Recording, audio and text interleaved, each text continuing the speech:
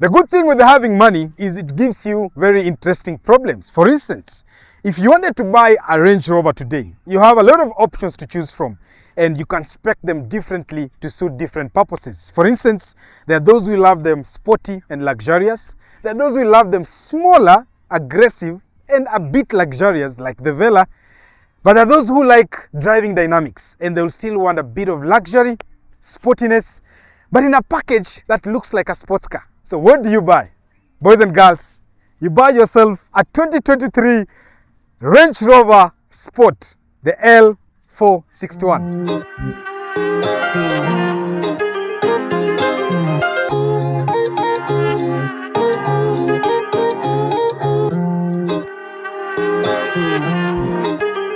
Start it up.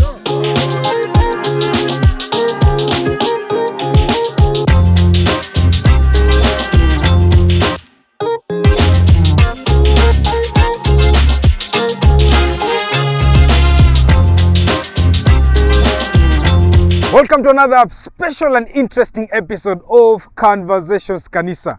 Sijui kama itaran mwanzo, but if you are here first, just know there is another Kanisa dropping on the other side kwa channel ya Waigera. So make sure after you watch this, kimbia huko, there is one very special and interesting car that you guys need to watch. It has been done with love and pure enthusiasm, okay? Wow, this car standing next to me, it's courtesy of a guy called Somi. Namba zake ziko hapa chini in case you're planning to go and buy this car. It's being sold at only 29.5 million Kenya shillings. And the reason why we're here is to ask ourselves, is it worth that price being a 2023 unit? So let's get into this. If you haven't watched the review of the previous generation of this Range Rover Sport, the L494, link iko hapa kwanza. I need you to begin with that because it's a 2018 unit, and then you can transition smoothly to what exactly we have standing next to me. So what are the new things that have been done or redesigned on this newer platform, which is actually the third generation of the Range Rover Sport? Kitu ya kwanza that is immediately possible for you to see is of course the design of the headlights. These are thinner, they've been made smaller, and then you have 4 LED tips to make sure that your illumination is perfectly spot on. If you come to the grille again, it has been made slightly smaller and tighter. Again, they're going with those aggressive touches down here. Now, if you watch the review we did with Waigera on the Range Rover SV, then you'll tell a difference where this one is going for a sporty vibe, so is the grille ni kidogo kidogo, and the design here is slightly different. Quite nice. Quite simple. Anybody who is going to buy a Range Rover Sport is buying it because they're buying a sporter version of the Range Rover lineup. So they want something that looks aggressive, something that looks intimidating, and something that drives better as well. So let's look at the side profile and see how has that been changed as well. So if you come to the side profile, still quite simple and subtle changes. One of them being there's a different design of the side appendage that is put here. And then on the hood as well, you still have a fake mimic of an intake that does nothing. I'll talk to you about that later on. But when you look at the side profile, away from the legendary floating roofline that is black, signature again for any Range Rover that you're buying in the market, this is one of the best things that you can get. Anytime you're buying a Range Rover and you have this split design of color, a different color at the bottom and a different at the top, just make this car nice. But if you look at the difference between the side profile of the previous, the L494, utapata they have deleted the lines that were crossing in the middle of the doors. Okay, right now we are going with a curvier, smooth approach. We only get the lines hapa and a very nice, sporty, aggressive side skirt, which is nice. And if you do like this, if you open the door, and then you get a reveal of a side step that you can actually step on when you're getting into this car. Something else that you might notice is the different handles on the door. So the previous ones ilikuwa za kawaida, but on this one you have the protruding one that just comes out nicely to allow you open the door smoothly and nicely. Blacked out side mirror to just match the top black floating roof with a very nice crystal clear 360 degrees camera. And something that is more keen and important when you're buying a Range Rover, of course, is the setup. So what do you get? As standard on the new L461 platform, unapata air suspension, and that comes standard from the factory, so you don't get your coilies or all those uncomfortable suspension that you get. But something unique and special to this particular Range Rover, the Range Rover Sport, is the suspension dampers on this one. The air suspension are the only one that can give you the ability to be stiffened for a sporty feel, an aggressive sporty feel. At the same time, you can soft them for comfort. When it comes to wheels, 22 mbele, 22 nyuma. The tire size is the same, so you get 285s. Unlike those other cars that have like a BMW X5 that is sporty, you won't get the rear one that are bigger. So on this one you get standard 285s. 6-port at the front, 4-port at the rear. When a car drives faster, being a Range Rover Sport, you also need to stop faster.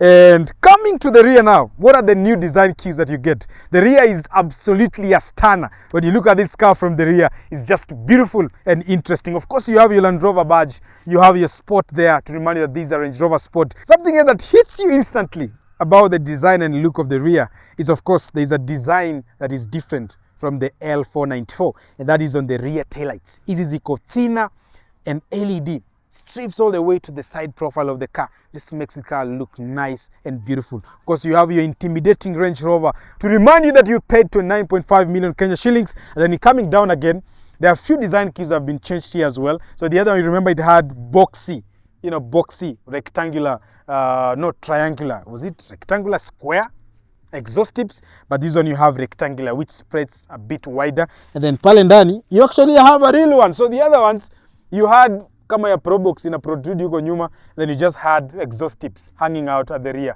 But on this one, they've given you a real connected. This one is connected to the real exhaust, which is nice. Of course, you have a diffuse hapo, which is dope. Your 360 camera degree hanging out there. Again, hapa nyuma, it's a bit more curvier and smoother. Very nice, subtle design cues. Why is this important? If you realize the design language of Range Rovers is slightly changing towards curvier and more attractive design languages that just flow and easy. Did I forget you get your spoiler hapo, which is in black shade, nice with a third brake light just hanging up there to remind you that if you brake, not only do you see your lights from here, but you also get one from here. Then you have your tail fins mbili pale. The only problem is these ones do not have cameras for you to look at when you're reversing. Let's talk about practicality, because if you're buying a Range Rover, of course, practicality is something that is hanging out in the back of your mind. So how practical is this Range Rover? Being a car that you're paying 29 million, of course, even though your key fob looks like that one you'll buy on a Freelander Range Rover, you need to do something about the key, but it still looks dope, right? But it looks cheap, the key. I'm just saying, eh? So what you get here is 485 liters of practical boot space. That is like 30 more if you compare it with the previous gen, which is the L494. And the reason behind that is there's a bit of elongation that has gone into this car, and it's also heavier. It's actually 80 kgs heavier than the previous generation, which is interesting considering it's sitting on an aluminium monocoque chassis. We'll talk about that later on. But that's what you get here. There's no place where there's an extra storage bin here and you can do your own tire repair kit, jack and all that.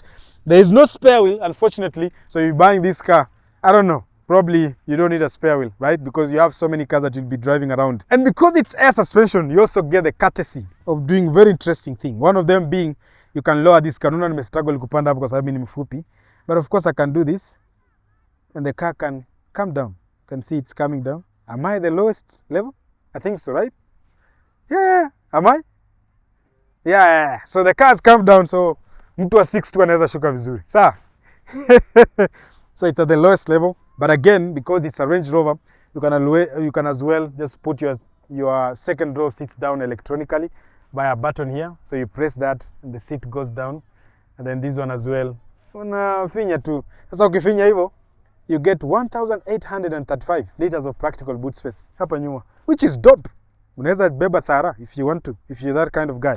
But you get a 12-volt socket hapo hivi. Nothing much. That is all. I don't know. Yeah, this is where you hang your suits if you have them or you have money. Yeah, easy, simple, and straightforward. Oh, you get your triangle here. By the way, those who are asking, this is where your triangle sits, which is very dope. Being a Range Rover, that's what I expected. Yeah, but you have some plastic going on there, which you get on any car that you're buying right now, right? So let's check out what is under the hood of this car and understand exactly why does Land Rover, Jaguar call this car a Range Rover Sport. Before we talk about what is under the hood of the 2023 Range Rover Sport, which you can buy with your own money at 29.5 million Kenya shillings. If I had that kind of money, I'll not think twice, because this is actually a bargain. If you consider the review we did with Waigera on the SV Range Rover, that was setting you back 55 million Kenya shillings, and you guys were crying foul, saying 55 million Kenya shillings. Because sababu hauna pesa, by the way, that's why you're questioning. But people who have this kind of money, they don't think. That is the same cost you'll actually buy a 2024 GLE 63S, around 29-30 mic.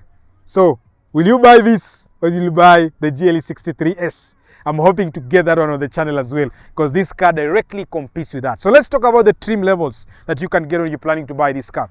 If you're buying this car from our own African market, that is Inchcape. If you go to Inchcape, you want to buy this car. There's a pattern S, which is standard, SE, which is standard equipment, and then you can get dynamic SE, or you can get dynamic HSE. That's where it ends.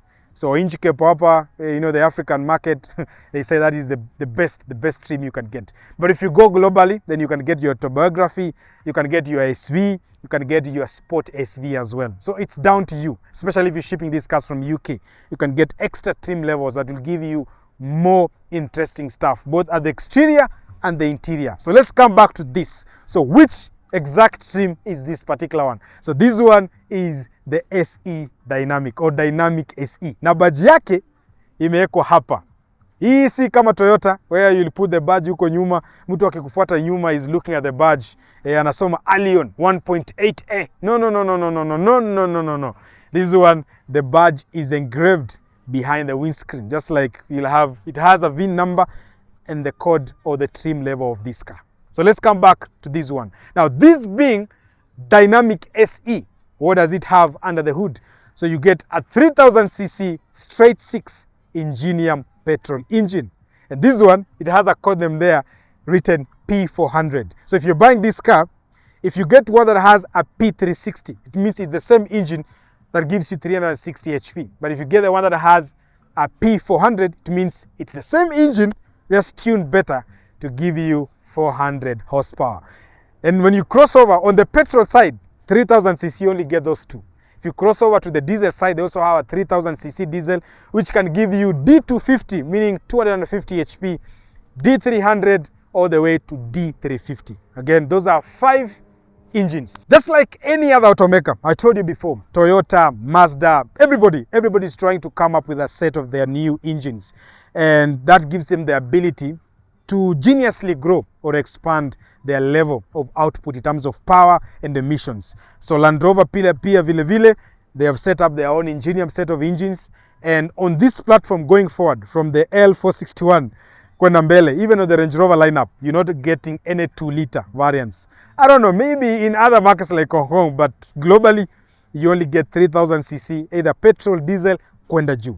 What problems do you get if you plan to buy the 3000cc Ingenium engines? I told you on the Defender, those are one of the most reliable engines you can get on this platform. And the same goes with this particular engine as well, the 3000 straight 6, fantastic. And the question is, previously, the Sport was running a V6 engine, okay, which was borrowed from Ford. A co-development between Ford and Land Rover, / Jaguar.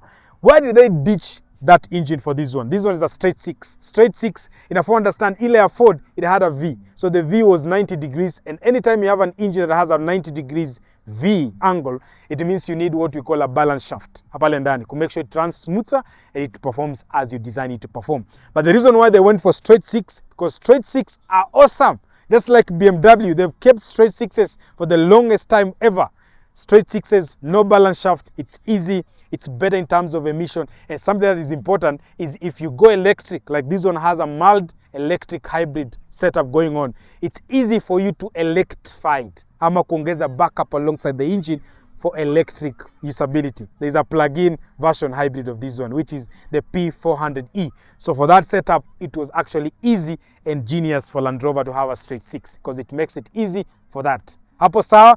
Plus, for the culture, you know, any guy who knows straight 6s know what it means. It's for the culture of performance. And they were doing that to come back to the streamline of the GLE, because the GLE, the 3-liter variant, the 53, the GLE 53, has a straight 6, which is a 256. Okay, and aside the BMW, you have the B58 goodness. So even Range Rover felt they need a straight 6 to balance the equation, so that when you're choosing those cars, you don't say that one has a V6 and that's why you'll drop it, especially the Range Rover. You also get a straight 6. Which other engine options do you get if you're planning to buy this car? You can get 2 V8 options. So you can get a 4.4 N63. Nataka usikize vizuri because there's a difference here. N63 is powered for comfort, luxury, and less aggressiveness. Then there is a different version of the same N63, which BMW calls the S63. So the S63 is the aggressive driver enthusiast version of the N63. So you can also get that. So if you go the high stream level, if you're getting the SV Sport, that's what you get. So be very keen. Ukinunua SV Sport, unapata S63. Ukinunua the Calma, let's say SV, you get yourself a autobiography, you get yourself the N63, which is beautiful and awesome. What is the power figure? Hapa nishakwambia 400 HP. I'll talk to you about the torque when you get into the driving mode of this kind. Today I have a guest I'll be driving with because you guys have missed driving with the boys. Na leo niko na mtu kwa tunafanya na driving. A very awesome, fantastic guy that lately I've been hanging out with. Na amanza kuniambukiza vitu kadhaa, and you guys will see it when you're doing the driving experience. So let's check out the interior of this car and see how awesome and beautiful this car is. Welcome to the interior. Na niliwaambia niko na guest. Surprise! Yes. Hapa nimwambio we have to speak in English. English, Mr. Wigema. Okay. You're having bad influence. All right. So now, which car are we in? First of all, yes, tuko kwa the 2023 Range Rover Sport, yes, P400. One thing, yes, the color of the interior. Hey, inaitwa beige. Nilikuwa nadhani koti yangu ni white lakini hii ndo white. Hii taki watu wachafu. But then tell us in the comment section, yes, what do you think of this interior color? Because the owner, in terms of speccing from yes, UK, best spec I've ever seen. Wallahi. Yes. Very nice. Juu, chini, and then in a complement fitting at the black, which is dope. So you can see the Range Rover thing going on, like the infotainment screen, same one we had on the SV. I'll say, yes, if you were to enter this car, bila kuangalia nje, yes, you'll actually think you're seated in a Vogue. If you look at the dashboard, not the center console, only the dashboard, it looks like a Range Rover Vogue. Very interesting. Soft material hapa juu. I don't know which material is this. It's not leather, but it's like cloth. It's like a cloth. But very cloth soft design. And good to the touch. Velvetish. Leather hapa katikati, which is good. Una vile tumekaa mbali bwana. But then kitu moja imenibamba na gari. Yes. Leather iko in different shades. Kila mahali. Alafu this is not white. This is like this beige. Yes. And then you have a clothing on your side. Multicolored, iko na shades za beige ndani na black.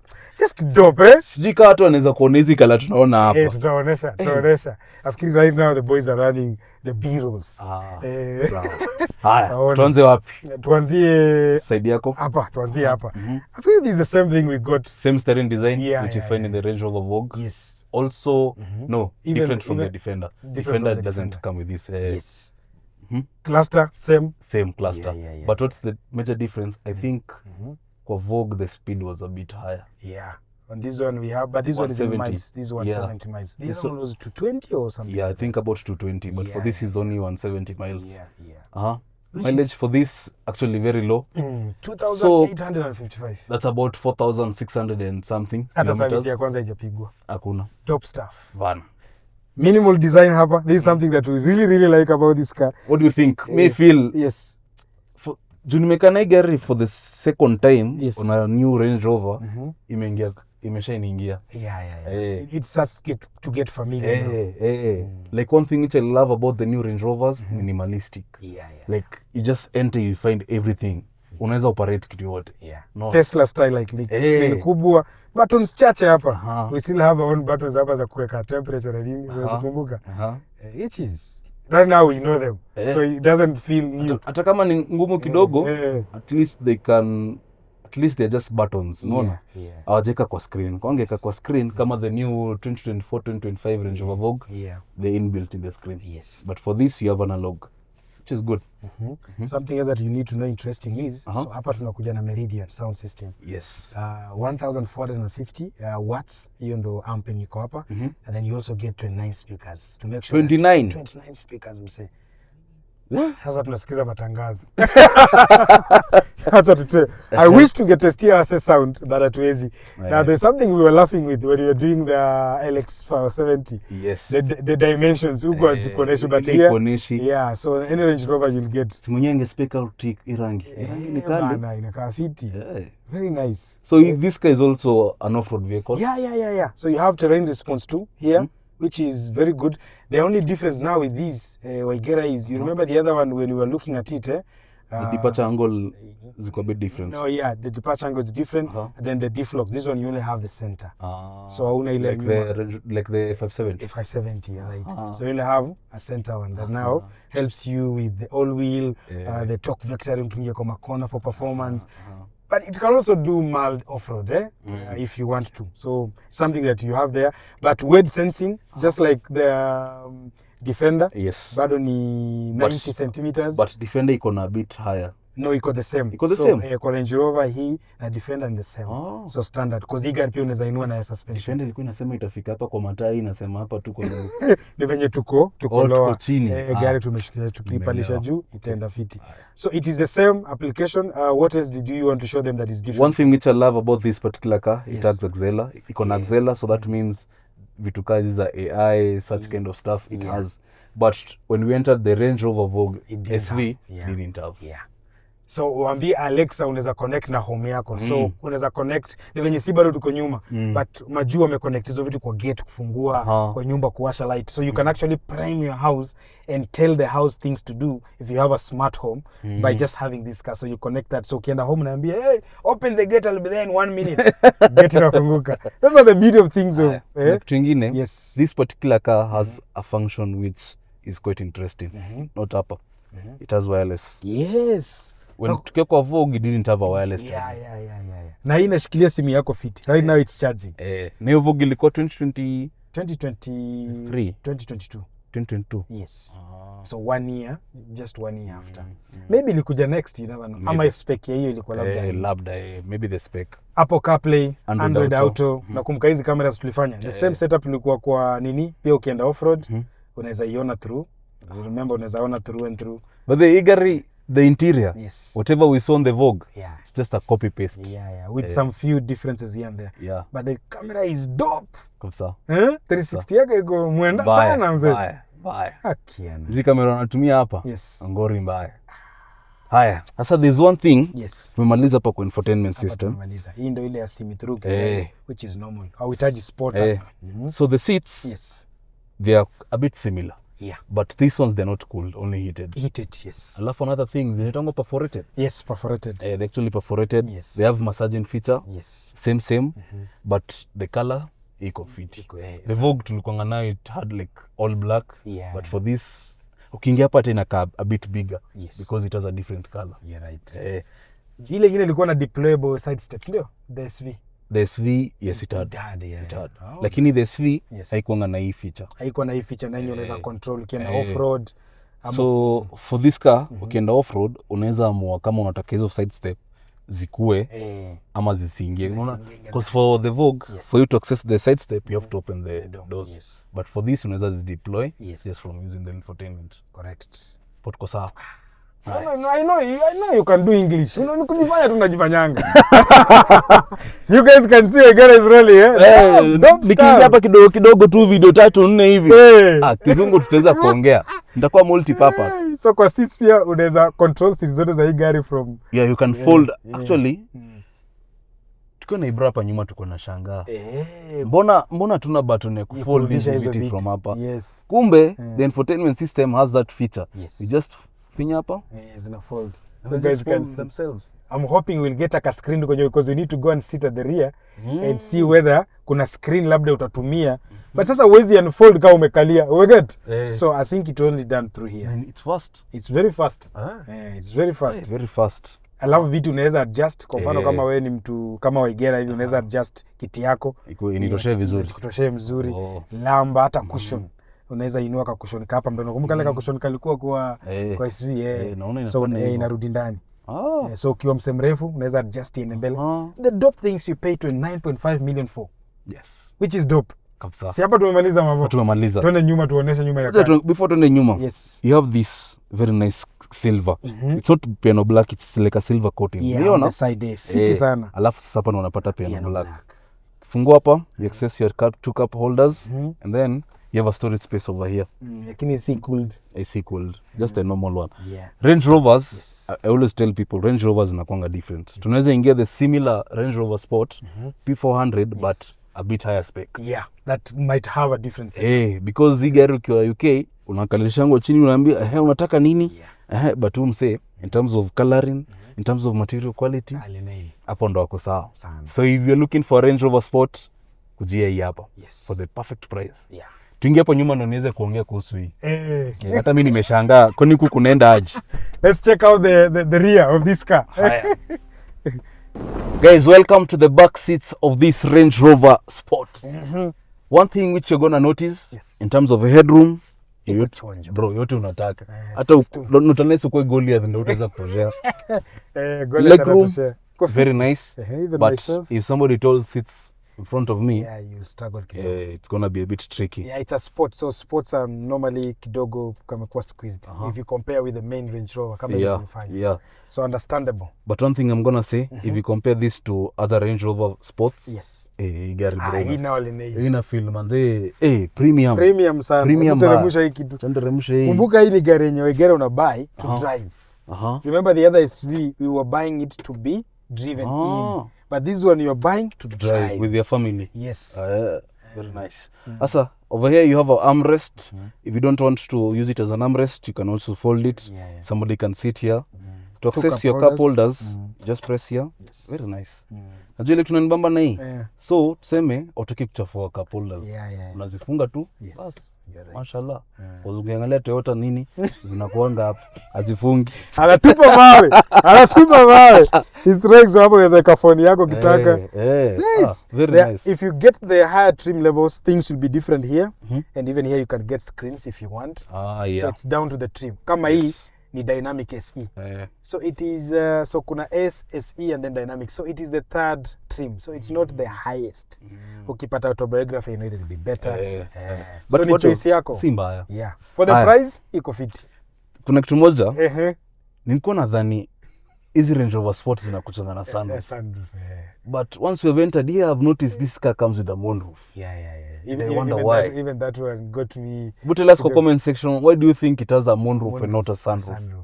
And I'm not sure if you can get one with a sunroof. Pia watu ambie. Because I've tried kuangalia research, sioni. Another thing, we're not sure if it has that option of making unaweza change shade. Unaweza change shade ya moonroof. Ile kama utaki kuona nje, ukifinya button inakuwa clear. Ni kama kuweka tint. But by use of a button. I think there are options that have that. On this one atuna. I think you can put that option. Kuja kwa mlango hapa there's nothing much going on. This is the premium one. But you still get the same beige material, Meridian badge na ile cloth on the side which is very dope. Unaweza recline seat zako kwa nyuma by the way. Unaweza recline, unaweza zisimamisha. So let's say you're putting in a baby carrier. Instead of reclining it, unaziinua. Una fit baby carrier yako vizuri sana. Heated seats mbele. Very nice. Na buttons zina accessible hapo. The only thing I don't like is you have to go down here to do it. I wish ungetuwekea kitu, but I know you can get that in the high stream. But that's why you buy a Vogue. Oh, that's why you buy a Vogue. That's why you buy a Vogue. So, remember, this is not the premium Range Rover. This is like ukinunua at least you have a bit of feeling from the Vogue. But if you want to get the full package, buy a Vogue. Kika vitu za Vogue hapa mbona uvae Vogue? Uko right. Mbona ulipe 55 million? Uko right. Tuko sawa. Let's drive this car man. Let's get to miss the driving experience. Mwambie leo niko na Waigera on the channel. Sawa. So tuendeshe hii gari tusikie. Tuendeshe tusikie kwaje. Very nice. Welcome to the driving experience of the 2023 Range Rover Sport. Bana. Sio tunaona tuko tao hapa. Leo tumepatiwa gari tuweze ku experience in the Kenyan roads.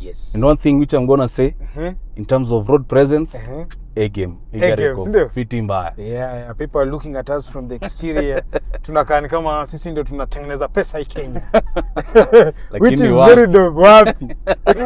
Ulisikia wapi? Bana. Now, something that I've noticed instantly, it is a Range Rover by DNA. Gari iko very smooth. Unless you change driving mode, hii gari weke in the aggressive sporty drive, then hii gari ukiacha tu kwa normal mode iko very smooth. For daily driving, I'll say it's a very nice car. Yeah, in fact, this engine is the perfect for daily drive because the 3-liter engine, fuel economy uko sawa. Even though mtu ananunua hii gari, fuel economy is not the factor. Yeye anataka the wow factor, but if in case akufiti.